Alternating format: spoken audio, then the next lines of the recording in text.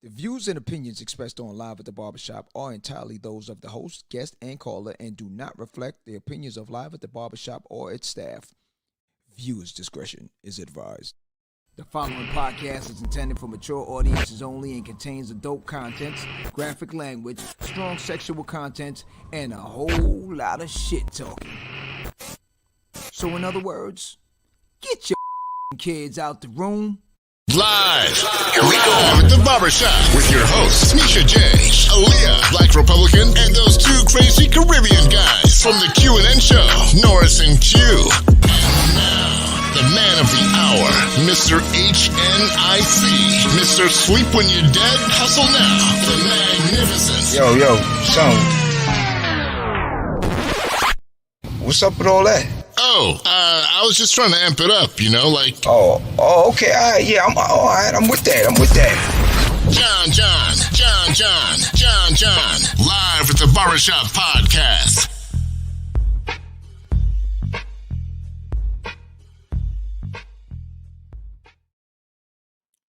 Good night. Friday night back in full effect, fresh in the flesh. So tonight, we are...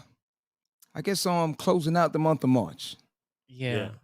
That's that woman month. You know, for all the Pisces in the building, you know what I'm saying, happy birthday to all the Pisces in the building.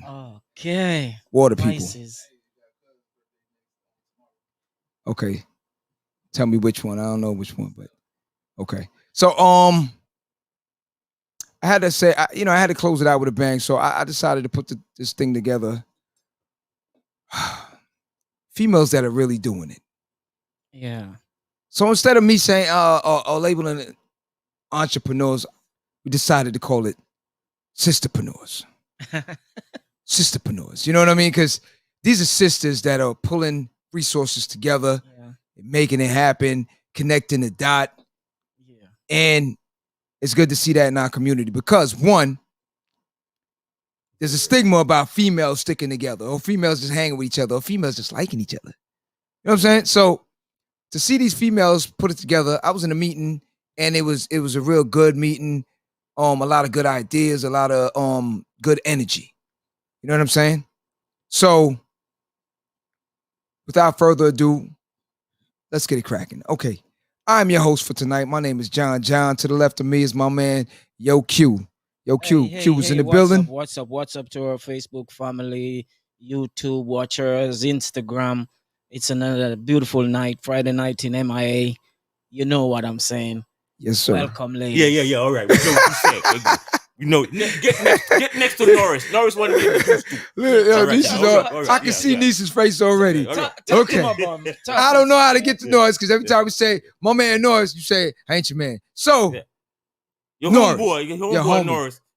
Live in the flesh, Friday night. Exactly. We're here. Yeah. Okay. Representing the ladies. Next up on the of course, our very beautiful host, Nisha J. Nisha J is in the building. Nisha J, what up? I knew Nisha would have that face. I knew she's looking Norris.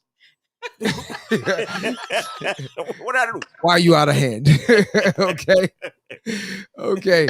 Nisha J's in the building. What's good? You all right? I'm all good, peeps. Okay. All good. Make it happen. Today is best. This is something that I know this is dear to your heart. You know what I'm saying? So I'm going to let you take over at a certain point. I'm just going to introduce, then I'm backing off. You know what I'm saying? So next up to bat. Yes. My girl, straight out of Brooklyn. Do or die. She ain't from Bed-Stuy. Yeah. Kimberly Jarrett, what up? Kimberly Jarrett Beauty, what up? Hey. In the building. Brooklynite, what's going on? You good? I'm good. All right, baby. Yeah, let's make it happen. All right. Straight out of the MIA. Check it out. Brittany is in the building. Bees growing. What's going on? Bees growth. Hey. What's good? Problems in the building. How you doing, Brittany? I'm good. All right, there it is. Yes. So, last but not least, my girl straight out of QB, straight out of Queens, New York. Jadon Florentine, straight out of Queens, New York, with her company that she's starting. Yo, I'm not even going to tell it. I'm going to let her tell the story. True Esteem. Jadon is in the building. What's going on? Hi, everyone. Hey, how you guys doing? What's up? All What's right. up? So now let me just break it down real quick, and then I'm doing a moonwalk. So let me go back to Kimberly. Kimberly, Hey, John. he has you tell him. You tell him. Okay, well, I have an organic and clean beauty brand that's called Kim Jarrett Beauty. I started it out last year of March, and it's doing really, really well. It's picking up steam, and it's a dream come true because I'm actually launching something. I launched something that is not only for just men and women, but also for children alike. And it also has a sustainability part with it. So everything is 100% recyclable and biodegradable. So Okay. Well, it's a beautiful time to talk about it. It's an anniversary you're also celebrating. yes, it is. Yeah, that's beautiful. I remember the time at the round table when we all started. Yeah. Yes. Yeah. Very good. Very good. Thank Okay. you. So real quick, Brittany, can you give us a rundown real quick? Because we're gonna go deeper into it. I just want them to kind of get familiar with the product. Okay, so I'm with These Growth. I make hair growth and beard growth and skincare products. It's all organic with natural ingredients. I started last year in July, almost around this time. So it's coming up to our first Yeah. year. Also, okay, we gotta have a big little party. You know what I'm saying? Right. And Jadon, you are the main nucleus of everything that is about to make. We're gonna make this happen some way or another. You are the nucleus. So now, give a little resume. A little resume. is My what we need. resume. I don't know if I would do that, but I'll do my best. So my name is Janon Florentine, and I'm a chemical engineer. I've held several leadership positions in the cosmetic manufacturing industry with companies like Estee Lauder, Mary Kay, Nestle. And last year, I finally brought my baby. I birthed my baby, which is my company, True Esteem Labs. And it is a manufacturing company that is specifically designed to support brands like Kim's and Brittany, indie brands, so that they can thrive and sustain the beauty market. And these indie brands typically have like viable solutions for our community. The problem is that they typically don't have the industry experts, access to capital or equity to really become the Estee Lauders and Mary Kay of tomorrow. And so that is my mission, to make these guys Mary Kay and Estee Lauder tomorrow in like 5-10 years. So that's my mission. Definitely. Okay, so all right. We sat down and powwowed at the round table a while back. Yeah. All right, hold on one moment.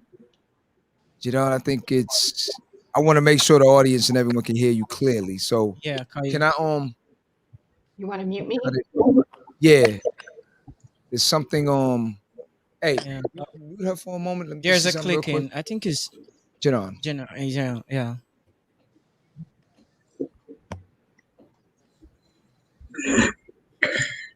Someone else. All right, go ahead. All right. Okay, we'll get it started. We'll figure it out because I want well, first of all, I just want the audience and everyone to get a full picture of everything you're saying. So okay, we sat at the round table and we discussed the fact of in the Black community, finding a manufacturer to deal with your product or a lot of our skin shade and different things like that was a main issue. So on that note, being that I am the fella and we are the fellas, we are gonna step back now and just pretend that we're not in the room with you females and you females discuss all that lady stuff. Okay. But we're not going to forget you guys. We've got stuff for you guys. Well, I know you want to look good too. So with you. Some of my things are for men too, you know. But that's what I'm saying. When you're ready to, when you want to talk on it. Matter of fact, here's what we'll do. Hold on. I want to hear more on the hair growth and the beard. But that's what I was going to say. What we'll do, let's discuss that part of it now, and then That's what I just said. We're gonna No, discuss. he just looking at me weird all of a sudden. No, because I'm Weird. going this I'm going this beard for a couple of months. This is where it's at. And can't get it right. Ready. So I'm ready to hear about the beard. He needs to get it right. But you guys got to do the female stuff first. No. Do the men stuff first so that they can get. Get to the men first. You want to know? Lord. Okay. So I guess well, you pick it, Q. Who you want? He wants to hear about the beard thing. Oh, he want to hear about the beard. So Brittany, that'll be you. Yeah. Okay. Okay, so the beard stuff. I don't even have it with me right now. I'm sorry, I'm all unorganized. But it's beard balms, beard oils. They help your beard grow. I have beard accessories. I just started with that, which is when you put the oils in your beard, you don't probably want the oils to stain your pillowcases and your sheets. So you put a beard bonnet on, and it keeps the oils and everything in there, and it helps to moisturize. People usually see results within a month or 2 months. I'm going to start a 90-day back guarantee because I have that much confidence in my products so that people can try it out for 90 days at least. And if they don't see any results, which is pretty rare to find, that if they happen to not see results or they're not happy with the product, they can get their money back. Okay. Does it make your beard grow yeah. up like a foot that's full of It's up to you. Like for instance, Jamal had a small patch that he wanted to just fill in, so he only used it for that one area. I know some men that's using it for their hair. They might have some thinning spots on their scalp. So I'm done. So you can use it. It might help you now. You never know. If the follicles is not dead all the way, it could probably still grow. Oh, okay. Mm-hmm. Miracle. You trying to get a Rick Ross thing or something? Yeah. No, he did. Yeah, I'm trying to My get. beard grow. I'm trying to get there because, as you can see, it stops here, won't go over here, but it goes here. You got the Fred Sanford. It's just the upkeep. I think it's the upkeep because most men, you guys just kind of like just go to the barbershop, get your hair cut, make it look nice. You might put some Beijing in there and you go on your way, but you don't really actually wash it and moisture. I don't know if you do or not, but majority don't really actually wash their beard. Like they'll just, when you go in the shower, sometimes you just wash your face. Yeah. You like, Yeah, I did. Yeah, they don't really wash their beard like you would wash your hair, and you have to really wash your beard. Like you really have to wash your beard. I'm doing that now. I'm not gonna mention. I'm using products. I'm not gonna mention the products because I respect that. I found new products now. That's what I use. Just for men? Yeah. Just for men. Sometimes I die. I have a little gray here now until I died. Yeah, respect the gray. Hey. Yeah, but what I'm saying, I'm not mentioning the product because I got a new product to use now. Okay, I respect that. Thank you. Yeah, Okay. all right. I don't have a beard, so Do you shampoo your beard often? Like, do you actually wash it? It's the most important thing to me right now. I just want to grow my beard and I oil it morning, noon, and night. I'm wondering if I'm doing it's still it not too growing. much. The thing is, oils penetrate deeper when it's moisturized. Yeah, You can't put oil on dry hair and think it's just gonna grow. It has to be moisturized with some kind of water or liquid. Every shower, every time I'm doing it, I always do it in the morning, at nights, going to bed after a shower. Even if I wash my face, it's right there. To tell you the truth, I have an obsession with it right now. I want to go. I don't know why. He does. I'm fascinated with it. I'm fascinated with seeing how fast hair can grow with using different types of oils. Like different types of oils are used for different reasons. And most of my products contain like 18 to 21 ingredients inside of oils alone. And they help to to grow it out. I've been trying to get into the Ayurvedic medicine not Ayurvedic medicine, but the Ayurvedic hair therapy, where like the Indian women and the African women use like plants and herbs to grow their hair. And that's what got me started into the whole thing. So I started with an aloe plant. I went to horsetail, rosemary. I just started going into different herbs. Okay. Yeah. Okay. Well, you know what I got to find out from him? How long did he start growing it? Because it sounded to me like he just started yesterday. He expecting a miracle by tomorrow. It's like, yeah, it doesn't take like that. It doesn't work like that. And that's what I was trying to explain about the samples too. But it does not work that fast to where Yeah. you got to take your time with it. Because Yeah, I think I'm thinking that fast too. yeah, he but started. it's all about maintenance, washing it, combing it out. Yeah, all of that. You Special can't just growth. put the oil and it's just gonna grow. Oh, I shave mine. Yeah. If I let it grow, it'd be more than that. Yeah, but There's one guy that has a lot of split ends in his beard. I didn't even know beard can get split ends. yeah. So he had to cut his whole beard really low and then start all over. I didn't even know beard hair can do that. Me either. scared. Yeah. So now, Kim, what male products do you have for Q? Okay. Okay. Well, I have the lip balm, a unisex lip balm. Okay, Q. Some rough What lips. happened? Sexy Lip Q. Well, that will work just for you because it has the antioxidants. It's rich in omega-3s and omega-6, and trust me, every single guy that has bought the Duns River Falls lip balm, they love it. And then I also have a unisex lip scrub called Hellshire Beach. Okay.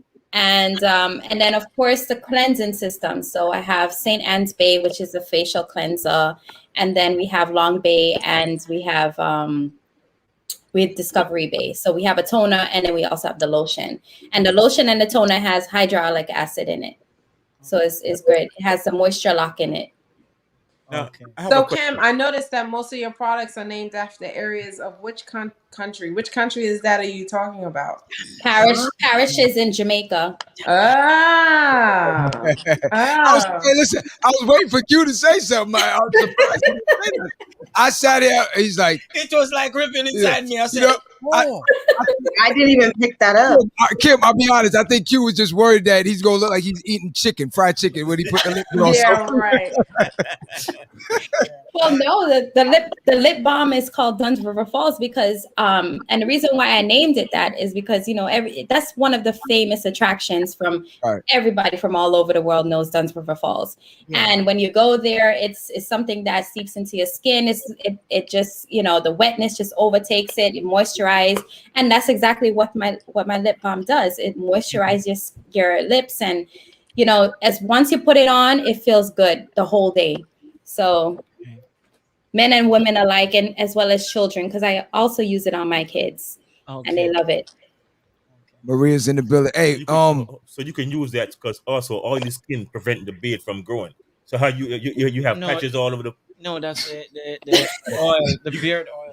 You got a patch there. You got a patch there. You got a patch all over. That's what I'm trying to get. We are here to learn. We found the product now. I found what I need now. And it's right here. It's right here in the teal file. Nah, we good. So I have a question. Yeah. So with Brittany, with your beard serum, as I would think, or your regimen, is it a regimen that you have? Like you have a shampoo. Remind us that you have a shampoo. I do know that you have oil. Do you have a regimen in which you would use your products to help Q with his hair growth on his beard?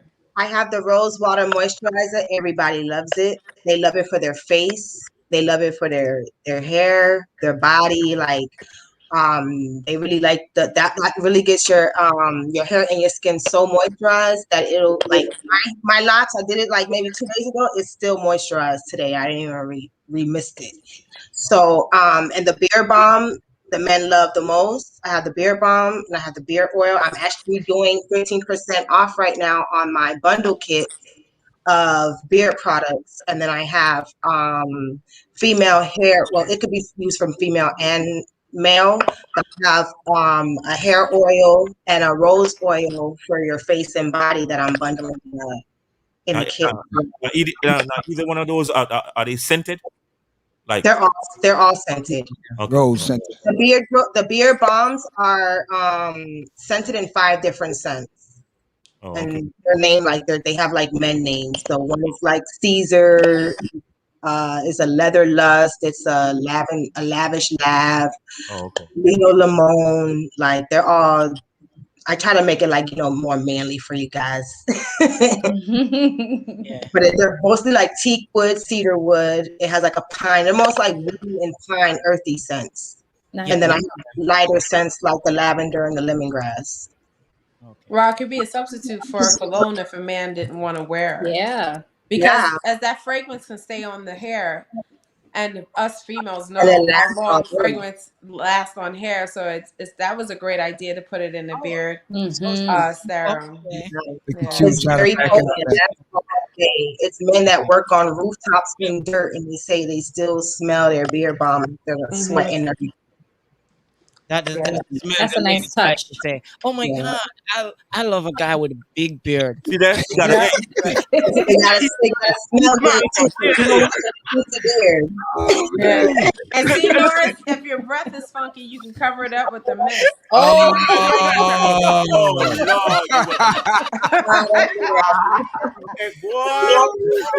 And the rose water is real rose water with aloe and glycerin and moisturizing ingredients in there too. So. Jesus Christ. Oh, you stepped right into that one. I can't miss that. I can't miss that. Please. So I have a question. So how often, with this influx of Instagram and TikTok, how many more of, how could you say, minorities are you seeing coming up with new creative ideas for the cosmetic community? A lot of them. Yeah, a lot of us. It's a lot. Like, I can applaud that. Within the last 10 or 15 years, you rarely saw someone who looked like me as being a spokesmodel for anybody's Product. or what have you, lip line. Brand. How many fresh new ideas are you seeing at your True Esteem Labs? Before Yeah. you do that, I don't mean to. 1 minute before you, because I wanted to get something before we go to John for that situation. But let me bring the other 2 hosts in. Okay. I got Sassy's in the building. Sassy, what up? Hey. Hi, Sassy. Good night, everybody. Good night. Sassy's on remote right now. And Aaliyah's in the building. What's up, Aaliyah? You good? Hi, Leah. Hi, Leah. She's been gone so long, she don't know how to put a mic back on. What's up? Yo, turn the mic on. Turn the mic on. Okay, you've been gone that long. She knows. Uh-oh. Well, she's gone. All right, drop her back in for a minute. Let's see if that does it. You good? Oh, you've been going that long. From you. Okay. All right, when we figure it out, just jump back in. All right, so now, Nisha J, before we went into introduce Sassy and Aaliyah, you were saying something. Soul Child, what up? Yeah, I was saying that how, with the influx of us, of the representation of the minority, how many more of entrepreneurs do you see coming to your labs seeking assistance and starting up your new company?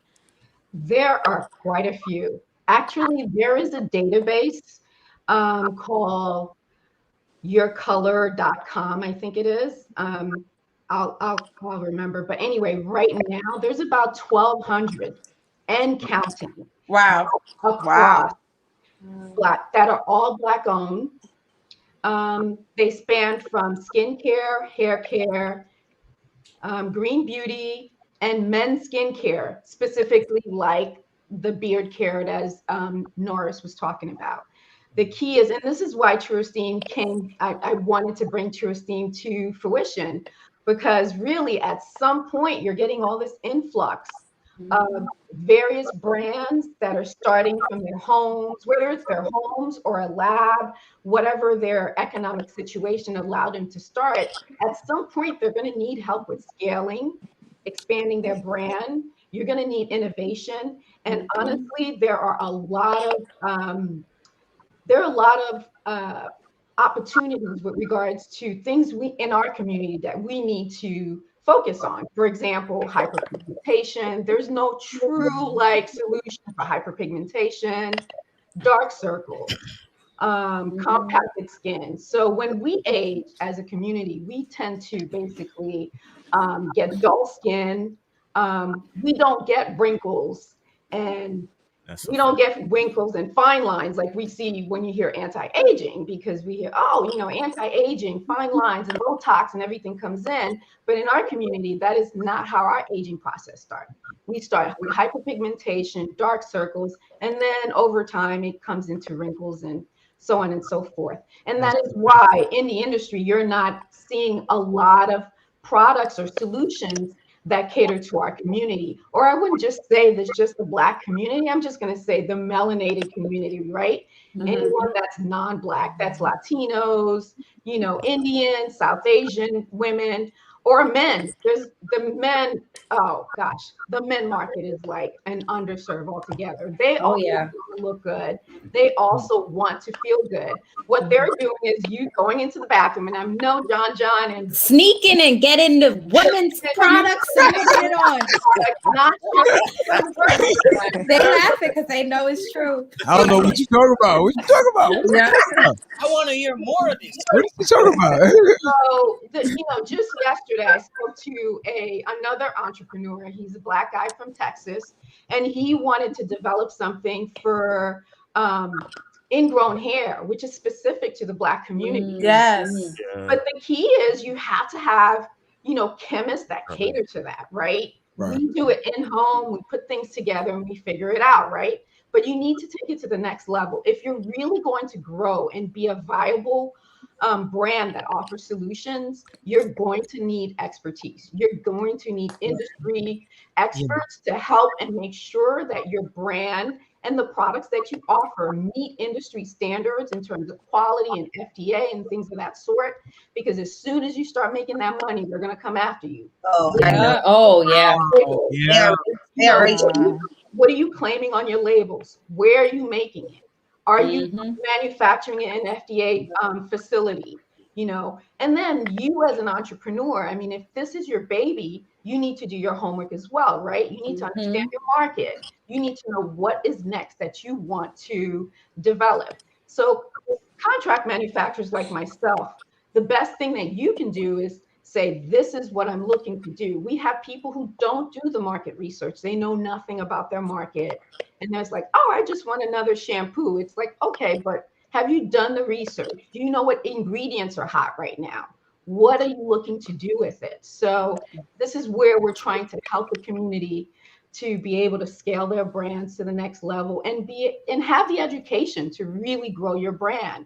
And the reality is somebody like Brittany, who's manufacturing in her home, is providing great services to Norris over there, who's probably buying your product right now online, Brittany. Right. So we're going to put that to an end.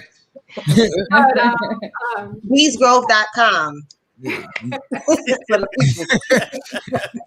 Oh no, we're pulling up to your front door. Don't worry about it. Yeah. Oh, okay. I'm the one with the good beard. Oh God. But the reality of it is that at some point, Brittany's going to leave you. She's going to max herself out at home. She's going to know. She's going to need to know how to scale. She's going to need the help to scale. And most contract manufacturers, they have what they call minimum quantities, right? For them, it doesn't make sense to make any product if you don't come to them with at least 10,000 units, right? If you're making anything less than that, it doesn't make sense for them to make money. And I understand it's not profitable for them.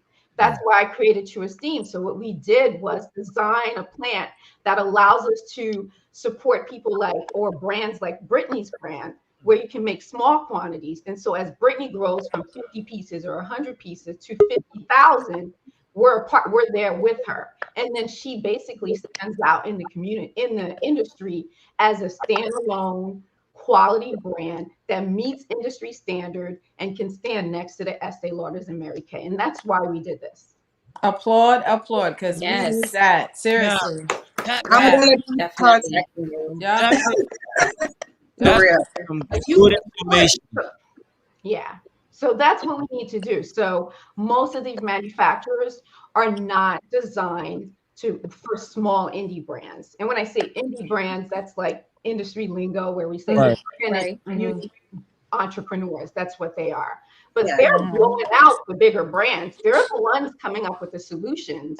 And Yeah. as soon as you grow big, then the big guys want to acquisition. Come and swarm. Yeah. So the thing is, we at True Esteem, we want to be able to set you up, whether it's that you want to be a standalone brand and be a Mary Kay for tomorrow and be the one with the various portfolios of brands, or if you want to be set up at a point where you want to be acquisition like a Carol's daughter.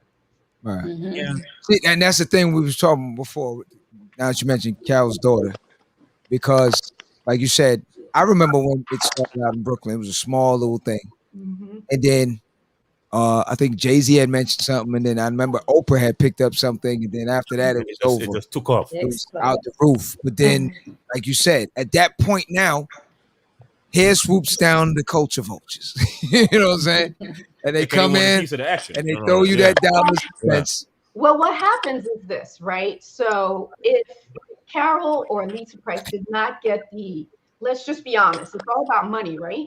Yeah. If they didn't get the capital infusion that they got from Jay-Z and Jada Pinkett, she probably wouldn't have made it. She probably would still be the small brand that she is today. And that's what we're missing, is that having that industry experts and knowledge of how to grow and scale your brand, as well as basically the capital. You need capital to grow your brand. And so we're also trying to put together an incubator where we can help these brands in some shape or form to help them grow. But it is a journey. It's a very saturated market, but there's a lot of room to grow because again, there's a lot of solutions that are not there that doesn't cater to the melanated skin. And you have Britneys and the Kims and the Aaliyah who have the solution, but they get to a point, and I'm sure all of you have seen this, they grow, and they're blowing up, and the next minute, you don't hear from them anymore. Yeah. Like Yeah, the industry. I can definitely say from a point of view of a lover of makeup and hair products, I've gone into all of the high-end makeup stores and trying to purchase something years ago. Like I remember one time I was trying to purchase a highlighter for to do the contouring, and this lady was like, "We don't have your shade." And I'm like, what the heck? This was like literally like 5 years ago. And I was like, no, you don't get it. Like, I want something lighter than my shade. Like, and I basically like schooled her. I had to tell her. And I look back and I'm like, I'm telling this supposed beauty expert on something about my skin. And I love it when they say, well, we have anti-aging or anti-wrinkles. And I'm like, okay, I'm turning 47 this year. I damn straight know I don't look like it, right? And I see what my mom looks like, and she's 78. I don't need anti-wrinkle. I need pigmentation issues, right? So I have dark skin. I have darker skin when I get bruised or I have a pimple, it will bruise. What do you have for that? No answers. And I can name the stores that do it. It's just like, I'm not going to say them, but they're on the top of my tongue, and I'm ready to say them.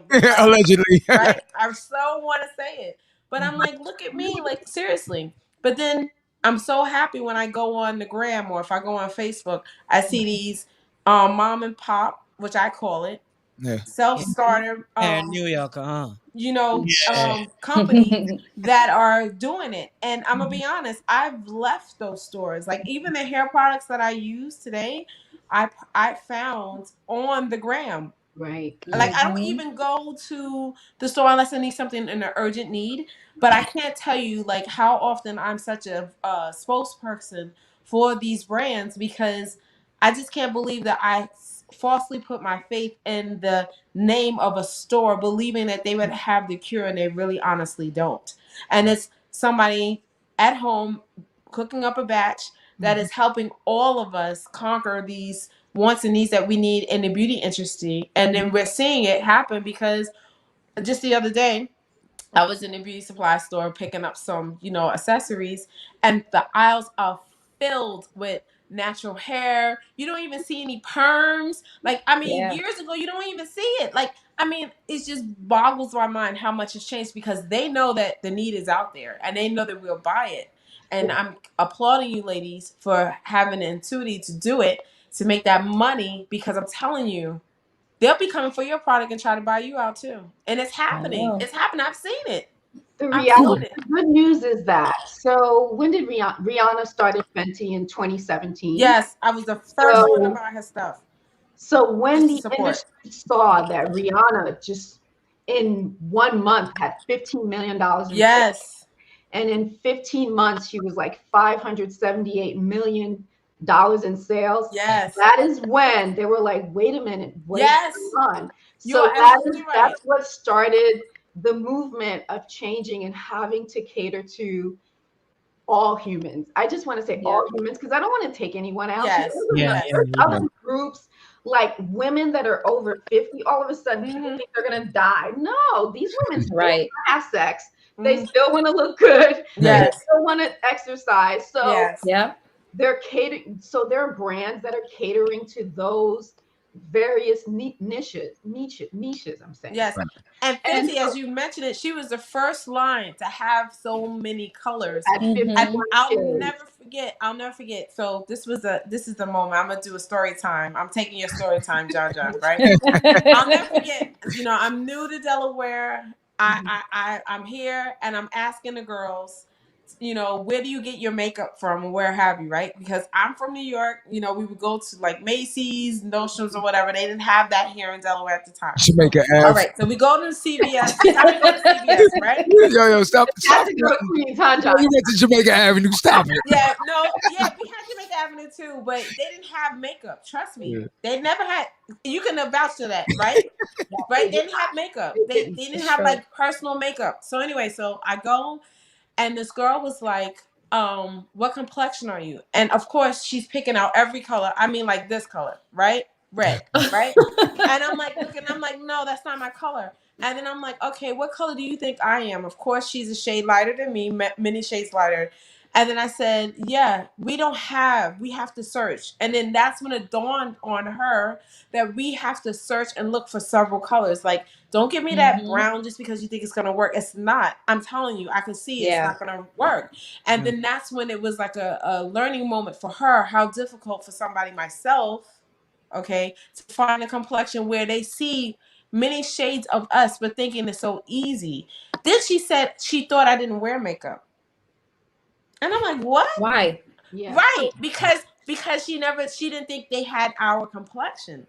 That was the misconception. Yeah. So you have to think about, if she's thinking that way, then the makeup industry must be thinking the same. They were. We don't wear makeup. So what you're referring to is what we refer in the industry as color cosmetics. So color cosmetics is basically foundation, tinted moisturizers, things of that sort. And, again, they used to have light, fair, and dark, and deep. Those three. And then you had the little MAC did a little something in the 90s. And I thought when MAC did that broad, what all the black people were flacking of MAC. Remember back in the day? Yes. In 95. That's the change, but it was very slow in changing. But Fenty was the one that really got the industry. Yeah, knocked it out. And then go ahead. Carol's daughter as well. That was an eye opener too. When I saw her on QVC, was it QVC or HSN? I couldn't believe it. Because I was one of the first. I believe she started off in New Jersey. She started with hair and body. She started in Brooklyn. She started in Brooklyn? Well, she had a store in New Jersey. And I remember going there with my sister, and she had soap, she had everything. She started off hair and body. And I was just so impressed because at that time there were two known body areas. It was the body, I'm not going to say their name. And they were out. Everyone's being strategic, don't say the name. And they were not for us. They were not for us. The scents, they were not for us. And now when I'm telling you, I can't express how grateful that Graham has become to entrepreneurs because I'm in Facebook and all the other avenues, because now I have another avenue of shopping than going to CVS or going to the mall to pick out stuff. And they know it. Yeah. Trust me, one of the They things know it. we're The trying to malls do. know it. One of the things I also want to do is down the road is basically we want to have a lab that basically does research for the melanated skin. So we want to partner. There's a society that's basically based for Black dermatologists. And they basically have, it's called Skin of Color Society. They're I affiliated saw with, that. yeah, they're affiliated with the Black dermatologists. And they're doing research on skin of color and the needs of skin of color. So one of the things we want to partner with them so that when we have brands such as Brittany's and Kim come for product development, we can support them in that. And in addition to that, the other thing that the bigger brands have that we don't have, so we don't have any clinicals. Clinicals are very expensive, right? So I can imagine. it's very expensive to do clinicals. So that's obviously in the future for True Esteem Labs, but to really be able to have clinicals, because there's nothing like having a brand backed by science, right? To say, Yes. here's the proof.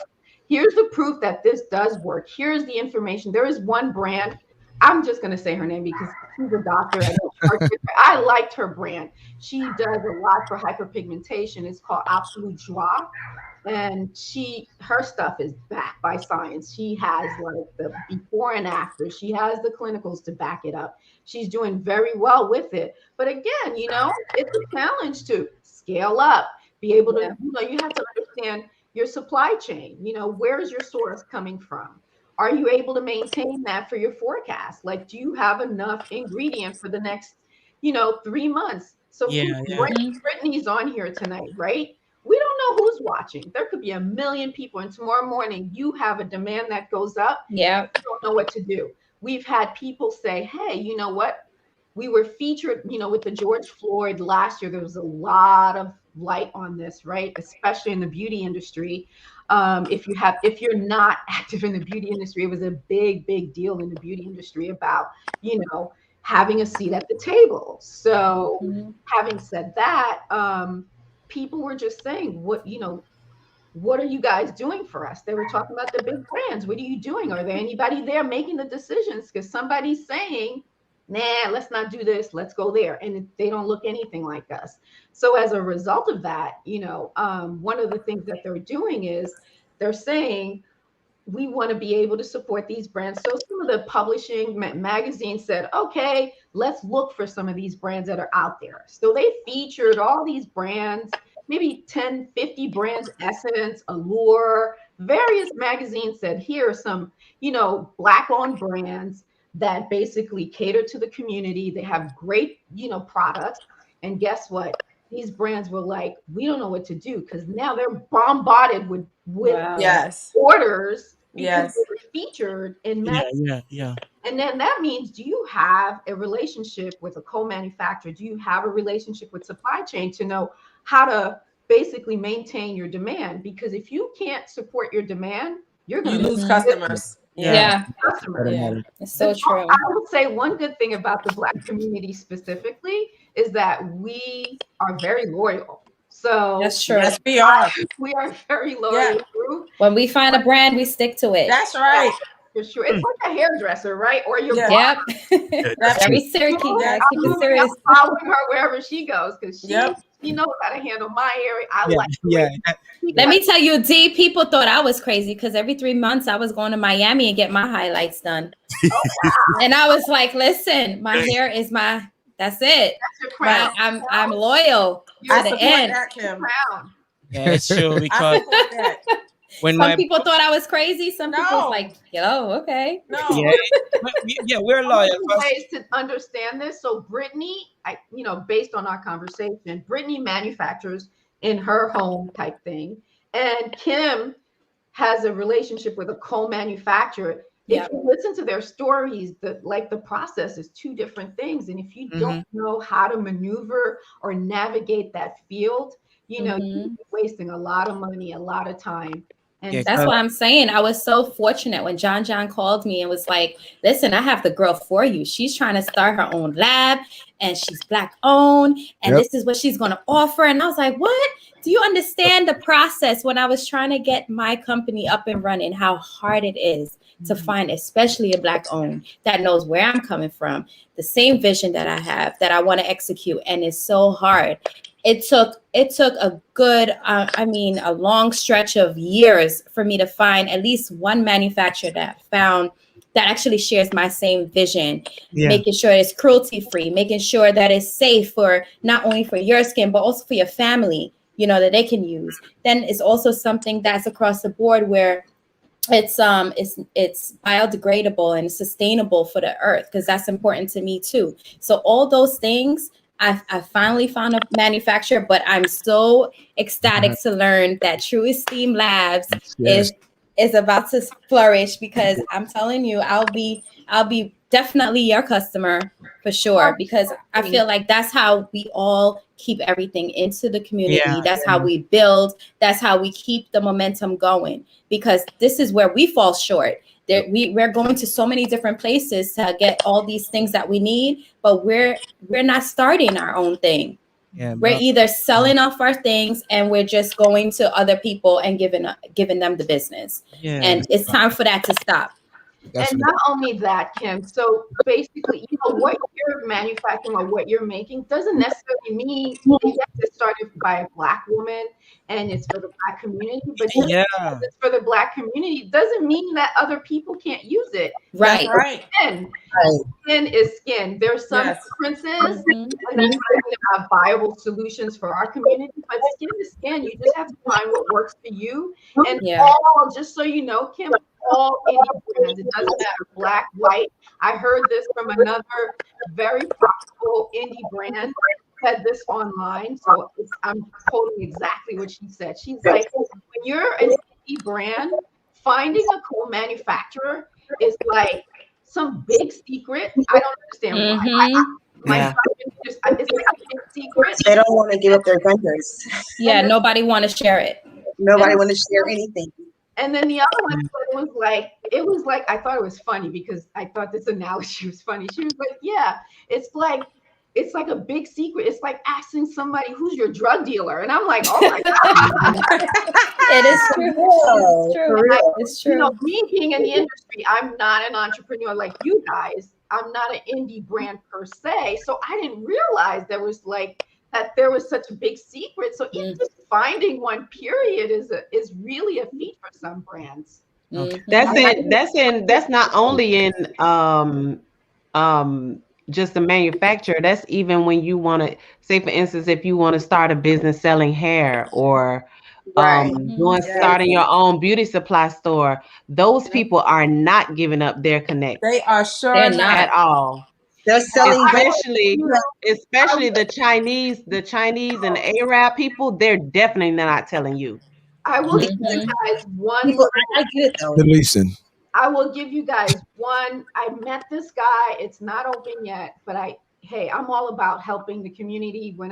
It's not about me for me. It's about giving back for me, right? And I love this, so I can talk about this all night. So stop me if I could. Nah, keep going. Anyway, but there is this guy. I forget his name, but if you DM me, I can. But I think it's called the Melanated Factory, is what he's calling it, and it's going to be a store in Brooklyn that only supplies Black-owned brands. What? Nice. So look at Kim. For those of you that are trying to get into the Macy's and you're getting the doors closed at you, for those of you trying to, want to get some shelf time, that is his mission. And I thought, oh wow, that's really amazing. That's awesome. I love that. People that are trying to do the same. I know it's going to be in Brooklyn. I think COVID definitely had an impact. Yes, stopped a lot of stuff. Haven't opened yet, but I think it's called, I'm like 90% sure he calls it the Melanated Factory. Because I was like, wait a minute, is he like a competition? My idea. And then I found out he's like, nah, I'm making shelf. I'm trying to tell people we don't need Sephora. We're gonna That's right. So I thought that was awesome. Yeah, we don't need that. I love that. So look for it. I think it's called Melanin Factory or Melanated Factory. Something. I need to write that down. All about supporting us. All about it. Because let me tell you, I can't tell you how many red lipsticks I bought. How many red lipsticks I bought? How many black eyeliners? And they ain't that black, they gray. Oh Oh no. yes. I can't tell you. Maybelline. I think the reason why I stopped, like a long time ago, I think when I was younger, I went in and tried to get my makeup done for the first time, and the white lady just destroyed my face. I walked out of Oh there my looking like a God. straight clown. I I was can like, imagine. no, this is not gonna work. Yes. And I never wore makeup after that until I think I started seeing a lot of us come out with the makeup and stuff like that. I think that's when I started back. And I think that was after the eyelashes. I think eyelashes hit first and then makeup came after. Wow, It's like Leah. everybody was doing makeup, then everybody was doing lashes. I'm like, Lashes. oh Yeah, wow. it was like, and it was the hair I remember thing. And that. then it was like everybody, that's all you seen. Well, the first thing came out before the eyelashes, it was the wigs. Yeah, Everybody Oh was yeah, doing yeah, wigs. yeah. Then after the wigs, then you see everybody doing eyelashes. Then the single eyelashes came out. Now it's magnetic lashes. Yep. Not the Which don't work, by the way. You have a magnetic. They don't work. I have a question about the eyelash. Don't even waste your money. I wouldn't even think they would work. I don't even use the white ones are the strips. I have a question. I use strips too. Yeah. I have a question about the eyelash. I have a question about the eyelashes. Pretty soon, but you know what? The only thing I think that we don't see is the fact that everybody's doing all of these wigs, and then they're doing these lashes, and then they're doing nails, and then they're doing the makeup. Pretty soon you're gonna see people taking off their wigs, they're gonna be bald head. Then they're gonna take their eyelashes off, they're not gonna have any eyelashes. I don't have any right Then now. they're gonna take they're gonna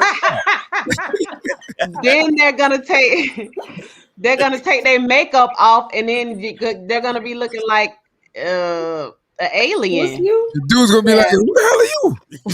Exactly, because it's so many men that I've talked to that have said that they have never seen some of these women without makeup and without a wig on. Well, that is definitely a Why is separate. That is on the girl. I'm just gonna say, that's because it just depends on fine. how heavy they put on the makeup and Yeah. how much weave or wig they put on. So we have these ladies here to help facilitate. I just want my edges. I just need my edges. to have that, yes. And I need my lashes. So when the strips come off, I need to Yes. have lashes. You'll always have them. But some people do it overboard. And so Yeah. that helps. So my man Norris, y'all wanted- notice us laughing, No, right? hold on. So like Norris been trying to jump in for like 5 minutes ago, but y'all females just had it. It's like y'all are just talking to each other. Look, It's Norris is 4 like, against 3. Norris is like, hey, You wanted a girl talk. Okay, you got the girl talk. That's why I kept telling them, yo, chill, wait, just let her talk. Okay, go ahead, Norris. Ask Go your ahead. last I know question. we asked the man question already, but what's up with all these eyelashes, man? I'm like, it's Cause enlighten me with the fork eyelashes. I mean, like oh Lord. long. I mean, listen to me. I don't mind the eyelashes, but some of them they getting way out there. Well, yes, eyelashes. much. It's all about exaggeration. Some Yes. of them, it's like if you want more of a subtle look where it looks more natural, you do have those. Then you have some that's more in between. So you have the dramatic plus a little bit of combination where you're kind of second guessing. Okay, is that someone that's wearing like mascara maybe, or just have eyelashes? Then you have the other one where it goes to the extremes, which I like to call the snuffle up against them. Yeah, because those are the ones that just come up all the way out, look like it's about to touch the back of the head. I call those windshield wipers. I'm not gonna lie. I'm not gonna lie. I saw one girl at work. She wear long eyelashes, and one day she batted her eye and closed her eye. When she closed her eye, I see all nut glue on top of her eye. I'm like, no. Oh yeah. I'm like, no, man. Listen, it might have been mascara. Maybe it wasn't glue. It might have been mascara. No, it was white. It's glue. Oh. Give me a good lip gloss and mascara, and I'm good. See, and that's what Kim Jarrett Beauty always promotes, especially. I like to always have, like, I call this thing where every day I put on my story. It's called KJB Inspires. So it's about, giving out positive vibes and giving out inspirational, quotes, so that females also just feel good when they wake up. Yeah. And then I also promote, like, okay, like when I'm promoting my products, I'm also letting women know, okay, this is all about natural beauty. It's about enhancing, not so much taking away from what you look like, but just, just giving you a little dab here, a little dab there, so that you feel good when you're walking through the door, or just even if you're doing like what we're doing now, where we're meeting everybody face to face via, video. It's good. So skincare. That's why I love skincare, because skincare is important, right? How you take skin. You got to invest in your skin. As far as I'm concerned, this is your passport. That's your canvas. Yeah. This is your passport. So basically, you just need there's just a few steps. You don't need like 50 million things, right? No. You need a good cleanser, right? Toner. Treat your skin, or you can get a good toner. Some people use toner, some people don't. I think depending on the kind of skin that you have, but the bare minimum is, for me, that is, this is my opinion, is cleanser, a good cleanser. Moisturizer. Treat your skin. You need a good treatment. So what I mean by treatment is whatever you're going to put on your face to treat whatever issue it has, whether it's acne, dry skin, hyperpigmentation. So you treat whatever your thing is, right? And then you need a moisturizer and sunscreen. That's it. Do you think you need all of that? I don't use any of that. I don't use sunscreen. Listen, no. You can't see it now, but you have to later. Sunscreen. I have never ever used anything on my face besides water. And I think the reason never in high school, from elementary school to high school, I never used anything on my face but water. I need a scrub. I need a scrub too. Me too. And the thing, what I was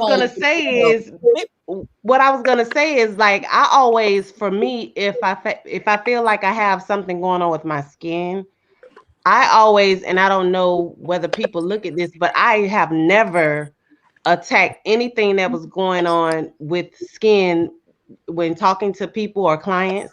I've never told them to do anything from the surface. I always told them to tackle it from the inside.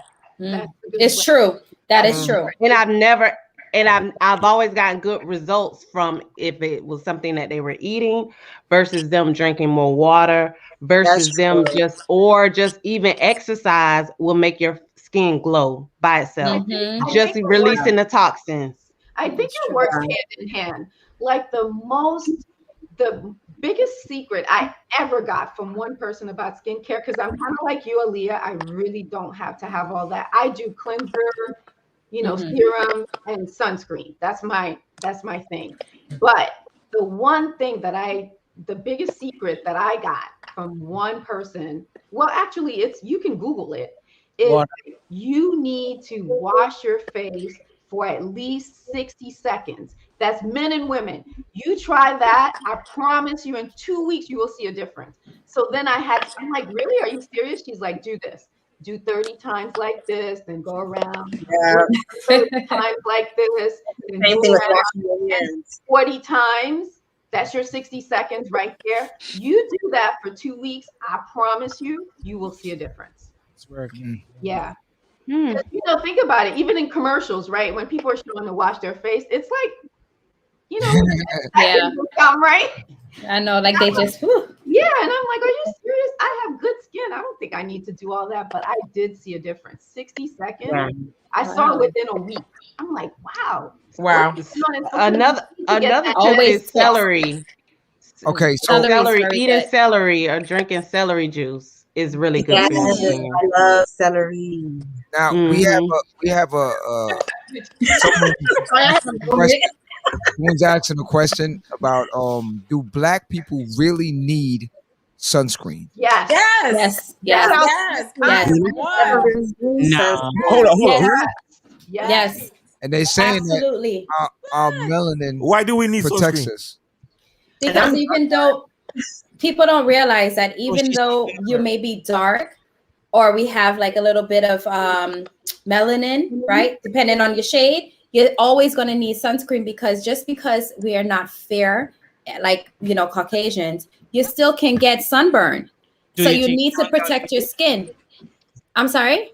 Do you think John needs it? Yes. Yes, of course. Yes. And you Especially too. for those wrinkles.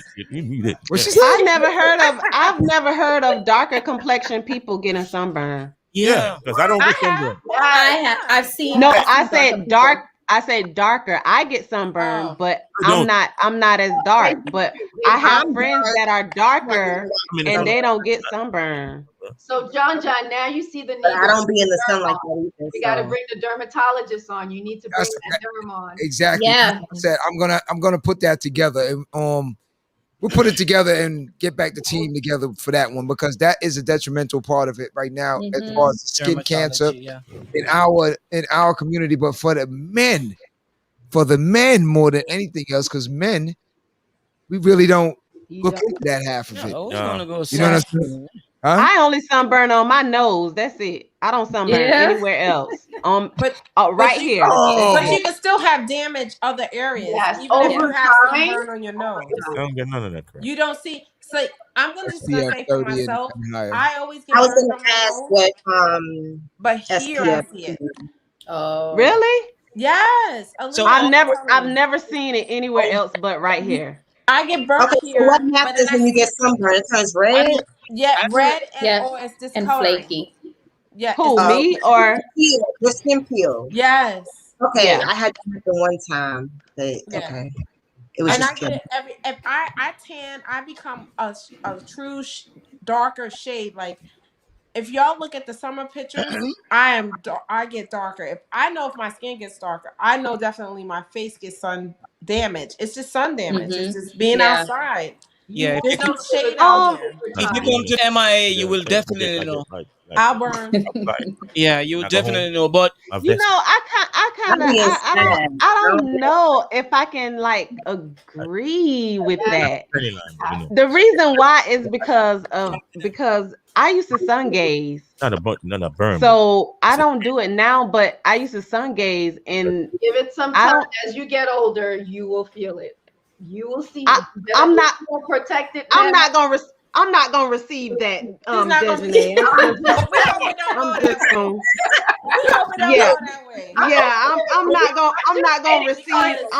receive that right now. I'm just stating the science. It's not me. I'm not. just giving you the factuals.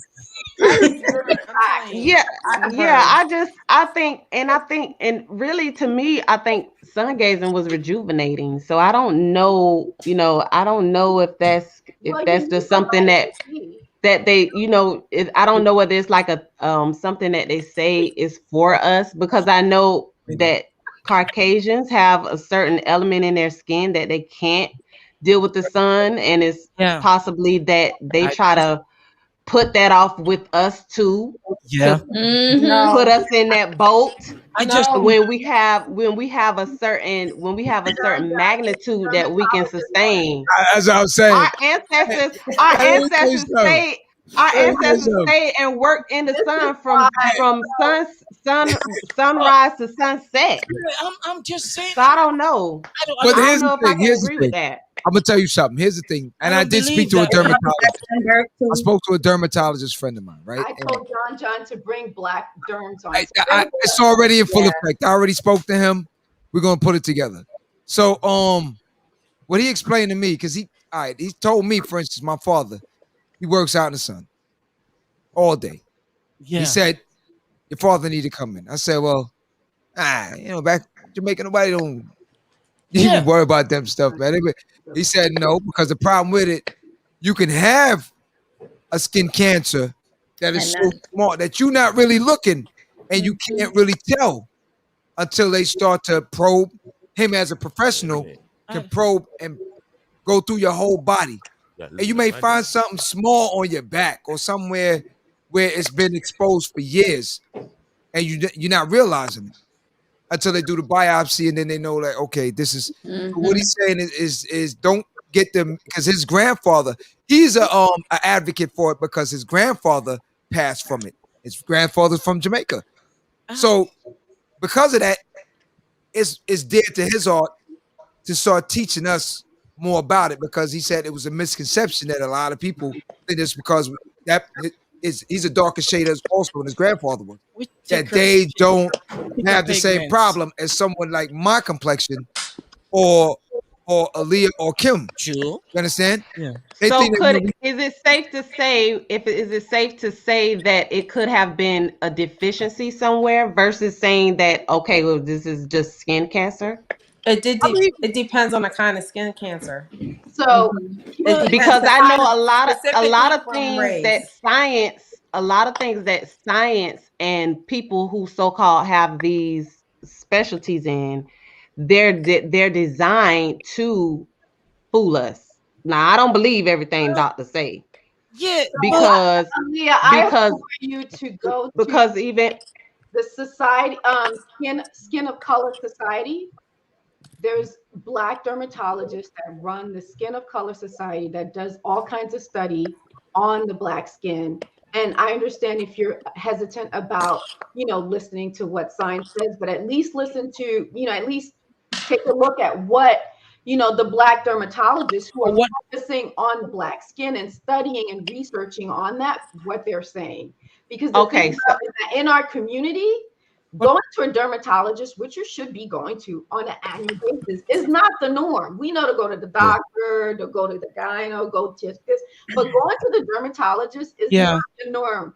But and then one of the reasons is because I don't know if anybody knows, but there's only 3%, less than 3% Black dermatologists. So who would be doing the study? They're pushing this. The point that I was trying to make is, say if it's something as simple as taking, we'll just say omega oil, and then you think that they're going to tell us to take omega oil, they'll be out of business. I get what you're saying. The same thing with doctors. The same thing with doctors. The same thing without them. They'll be out of business. They're not going to tell us. Why I'm saying to go to the society. No. Skin of Color. I always get it mixed up. Skin of Color, because I think that's Skin of Color Society.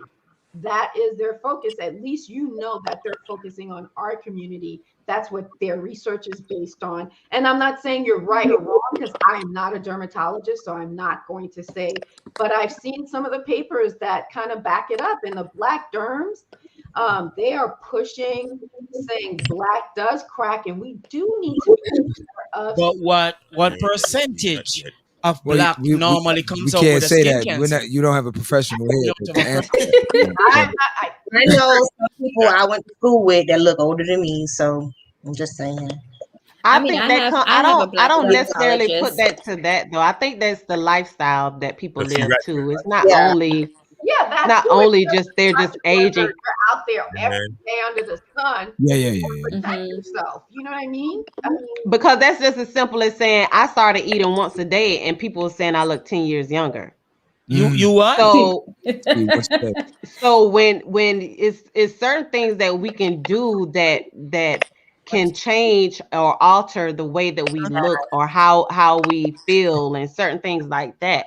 And I don't think when it comes down to, and this is just my opinion, but when it comes down to people who are in business and they're making a profit and they're making billions of dollars, they are not going to tell you to just take vitamin C. Right. They're not going to tell you that. Even in the stores, when they sell vitamin C, if you look on the back of them, they have different milligrams because they want somebody who just walking in there buying something to buy something cheap, which is not going to help you because you're not getting what you need. So you have to study and learn that, okay, well, I got to go ahead and get 100 milligrams of vitamin C and take the 100 milligrams versus to take two milligrams of vitamin C that's not doing anything for me. Well, that's why I always say I like brands, whether it's cosmetics or nutraceuticals. I like brands that are backed by science, right? Because to me, being an engineer, for me, science is what I like to go by. I like stuff that's backed by science. I like research, and for me, that's what makes sense. So if the research says, I want proof, I want facts. And so are you getting the vaccine? We're on the vaccine. Oh, no, you was talking about science, so I'm just asking a random question. Are you getting vaccinated? Well, I will just say that I everybody I get free the fifth. She threw you for a loop. Aaliyah, she threw you for a loop right now. I ain't getting no vaccine. I don't care what the science and all of that say. I'm not getting it. And why? What is your? No, don't do it. Don't do it. Don't do it. Don't do it. You will go into the abyss. Do not do it. Okay. Once you go in the black hole, we can't pull you back out. Do not do it. Pull me back out, John. Do not do it. It was just a question. It was just a question because you was saying that you like things backed by science. I like yeah, so that are backed by science. That's just but going into but Aaliyah, I'm with you on that though. Don't do it. Aaliyah. Don't do it. About not getting it. About not getting it. Oh yeah. Wow. And the whole thing about it is, my thing is, I don't mean to change the subject, everybody, but it's just, I just feel like they have lied to us repeatedly. Why would I believe them now? We've been lied to. We were lied about. We're lied to about the food pyramid. We're lied to about vitamins. They're taking sufficient vitamins out of our food. That's why we have the things that we have. Everything has been taken out of our food. We're really eating corn and soy. So and these people are killing us, and we don't even know they're killing us. So I don't trust any of it.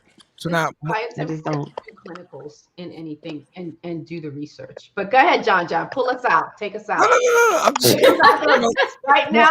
No. The thing what I'm saying with that now is it's really a lifestyle situation. It's a lifestyle situation for each and every one of us. You know, like I was talking to a coworker of mine, and he's trying to transition from meat to vegan, and he's looking at different bodybuilders. Some bodybuilders only ate plant-based situation, and it's huge. But then you have some that tell you need the protein in order to build that body. Yeah, so it's all from hearing this, taking you guys out the abyss. You know what I'm saying?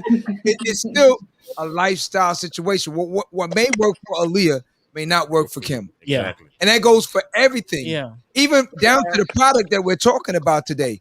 The stuff that Brittany, it may work for her and moisturize the hair, and it may not grow cues. You still have the Key West. Well, you know, I think we just need to get back to basics, if you ask me. And that's where we're going. People are going back to the basics. They're going back to growing their food. They're going back to just being simple versus being so complex and putting all this foreign material in our bodies. And then when we end up with cancer, we're trying to figure out, why is there cancer in my body? I mean, that's why I started my company. Exactly. That's why I started mine. Yeah. They start with clean beauty. They start with, I mean, first of all, and our food too. It's just in our culture. Let's think in our culture, right? Yeah. Aloe vera. I remember at one point I thought I had dermatitis and I wasn't sure what to do. And my aunt told me to get some aloe vera, juice it, put some on, and then take some as bland as that thing does not taste good. Put some orange juice on it. Put some orange juice on it. But it works. But it works. Brands, you know, that's what I'm saying. You still need science to figure out what's the right blend for the majority of the population with clinicals to back it up to say, okay, you know, you do this, whether it's natural or not, it's still clean. This is what works well for our community. You know, do that research so that it helps the majority of the community. Because Aaliyah, a lot of people, you know, you're special. Now I'm gonna say special. it's a great thing that you are able to do this for yourself. But a lot of people Right. can't do that. Yeah, you're absolutely right. They don't have the desire to either. Don't have the desire, and it's very expensive. It's very expensive too. Actually, it's cheap. It's cheap. Yeah, it's cheap. What is it? You can grow it. It's cheaper. See that now y'all got two over here pulling on his beard. So okay, to conclude now. Could you tell me? I'm curious, Brittany. Could you share with me? Because I know we talked about it a little bit, but I think it'd be nice to share with the rest of the audience here why you started your brand. Because I think you had something personal, right? Yeah. So, story time. I lost it. So, 2019, I was just going through a lot. I had a bad breakup, whatever. You know, when you get in a bad breakup, and then I've never been the one to be like, I'm going to shave my head bald. But I just wanted to, I was just tired of everything. And I don't know how to do my hair. Like, I don't know how to braid. I don't know how to, I have to get my hair done. So I had a lot of hair. I got tired of it, and I cut it short. And then a couple months go by, and I'm like, you know what? I miss my hair now. I want to grow it back. So I started researching and Googling some things. And it was a lady that I was following on YouTube, and she makes things out of avocados and nuts and grass and herbs and stuff. And it grows her hair. And I'm like, okay. Then I started researching the Chinese people because everyone at this point was doing something called rice water. Yeah. Mm-hmm. And it's just now becoming popular now. And I was like, let me try this. It stinks, but I did it and it worked. And I was like, okay. Then I got into, my grandma gave me an aloe plant, and it all started with an aloe plant. And I did everything with the aloe. I made oils, balms, moisturizers, everything that I could. And the avocado hair mask.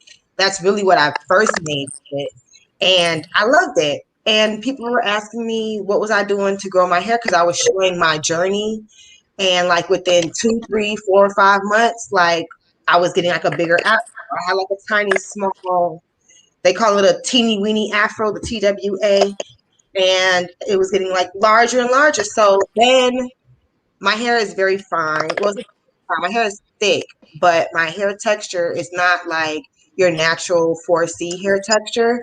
It's a mix between, I don't know, it's curly and wavy. So my parents are from Trinidad, so I don't know, it's probably in the genetics. But it gets really dry and it tangles really fast. I don't do anything to it. So I had to I was co-washing my hair every single day. It was aggravating. Wow. Because if I don't, it'll just be like a brittle mat on my head. But that didn't dry your scalp? It didn't dry my scalp because I was using oils when I did it. So I'm just gonna put this oil out there because it's a popular oil, and they're not gonna take me out of business. Wow Hair Growth, they have the best oil. It was great for me. And it grew my hair out a lot. And so I kind of looked at the back of their ingredients, and I was like, they have all natural stuff. But I didn't want to use everything they had. I was like, this is so much stuff they have in here. Why? So I just started experimenting with my own things that I know that would work. And then from research, and then from other companies too. And I started to make my own oils, and I was doing a 30-day update. And I was showing a weekly update of how long my hair was growing. And then I was doing a monthly update. And then people were like, what are you using for your hair? How is it growing that fast? And it could be, like I said, what you said, John, what works for me may not work for everyone. Yeah. So it could be genetics, it could be my eating habits, and it could also be my oils. But really, for real, I've noticed it with even my sister and other, my neighbor. and other friends of mine that tried it, and it's worked for them. So I'm like, okay, so it's not just me, and they all have different hair textures. And one is even Spanish mixed with something else, I forget. But so it was working, and that's what kind of got me into. And the reason I asked that question is because with both working for Estee and Mary Kay, so you go through this orientation, right, when you get onboarded, and they talk about how the women started, right? So Mary Kay did the same thing. She got with a chemist, and she just went door to door. I didn't know she did this, but she went door to door. They go through the whole process of how they got their career. Everybody starts small like that. And Estee Lauder, same thing. She started bringing her lotions or moisturizers to hair salons. That's how she started. She was giving them away. And so I bring that up is because once they started getting more clients, they knew they had to scale up, right? And so they had the equity or capital to infuse and that's where we tend to fall. That's where we lose traction. And so I just wanted you to share, keep your eye on the prize because you can do it too. Same thing with Kim. I mean, everyone, those two big brands, L'Oreal and Estee, are huge, right? They started the same exact way.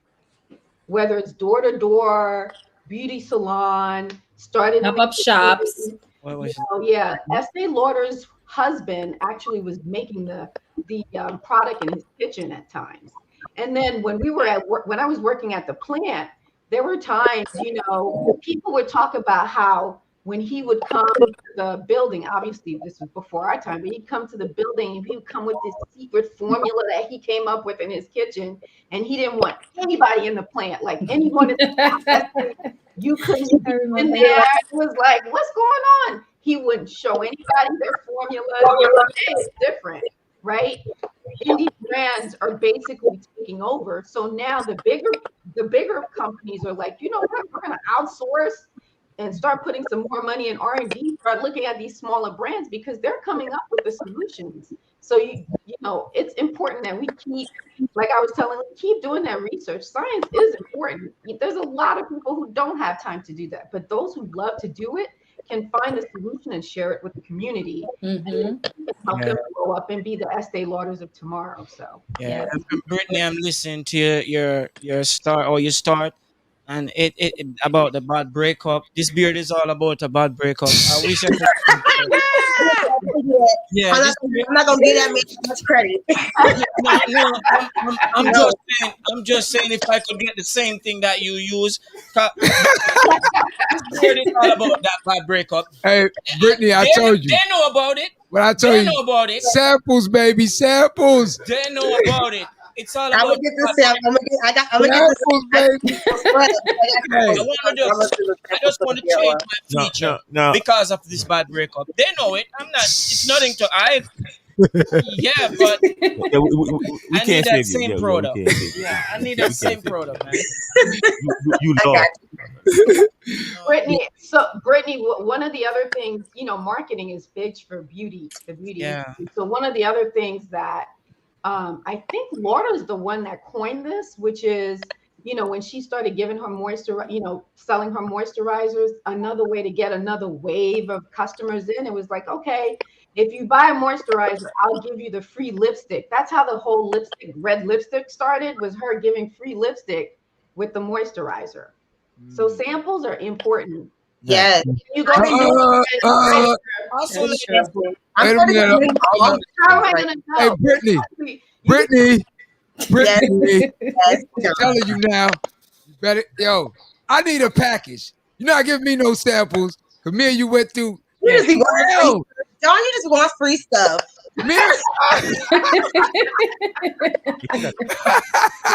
But ladies, one more question. How many guys do you meet that is interested in starting in the same industry? There's a guy I know that in Atlanta, and he makes let me not mess it up. Products. He makes products. He makes beauty products. He makes butter. That's what he makes. He makes body butters. Okay. And he's starting out. So my brother makes soap. Guy too, just so you know, like. So my brother makes soap and body butter too. Okay. My experience so far has been that those men that have asked for looking for solutions are the ones that tend to have issues themselves.